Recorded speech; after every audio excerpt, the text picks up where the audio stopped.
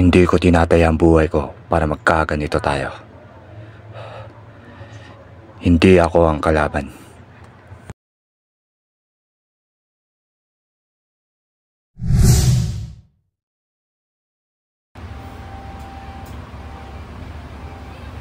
Sunod-sunod na ang pagkatalo ng Katipunan sa Maynila. Hindi magtatagal, tuloy na itong babagsak. Hindi maganda ang reputasyon nito. Ang tingin sa kanila ay mga tulisan, mga bandido. Sa tingin ko, walang kakayahan si Andres para pamunuan ang revolusyon. Kailangan natin ng bagong liderato. Magsagawa tayo ng panibagong halalan. Ibitahan natin si Bonifacio. Sunod-sunod na ang pagkatalo ng Katipunan sa Maynila. Hindi magtatagal, tuloy na itong babagsak. Kaya nga tayo sinamaan ng Supremo para ayusin natin mga problema.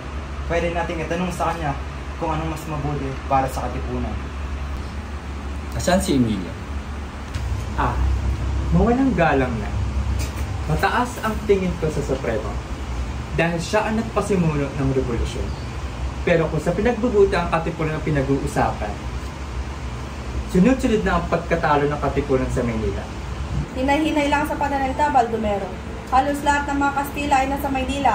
Kami ang sumasalubong at umaatake sa mga sundalo. At kaya kayo nananalo dito sa Cavite dahil wala kayong masyadong kalaban. Tama na. Hayaan natin siya magsalita. Kailangan natin magtatag ng isang gobyerno. Ngunit ang Katipunan ang tumatayong gobyerno natin. Meron tayong mga batas na dapat nating sinusunod.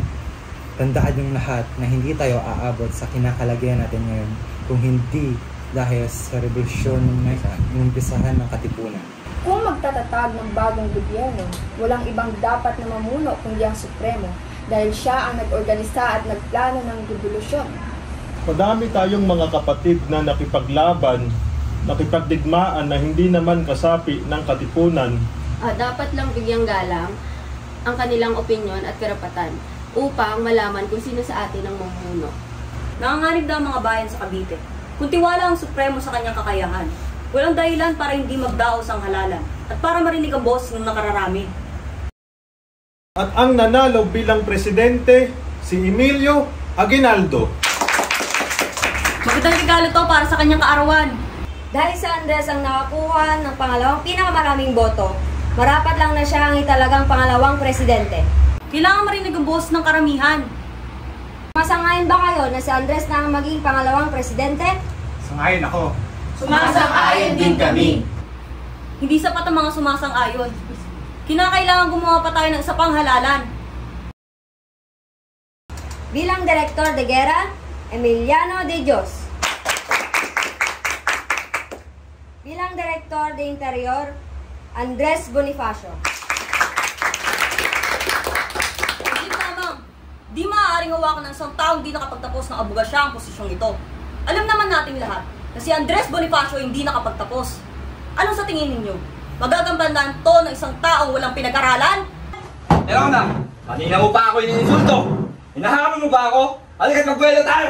Andres, wag! Supremo, wag! Wag mong gagawin yan! Malinaw ang naging usapan. Magkasundo tayo na kung ano man ang kalalabasan ng halalang ito ay gagalangin natin.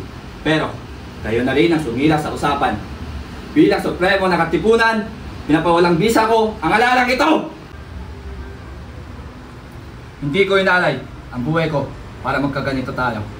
Hindi ako ang kalaban.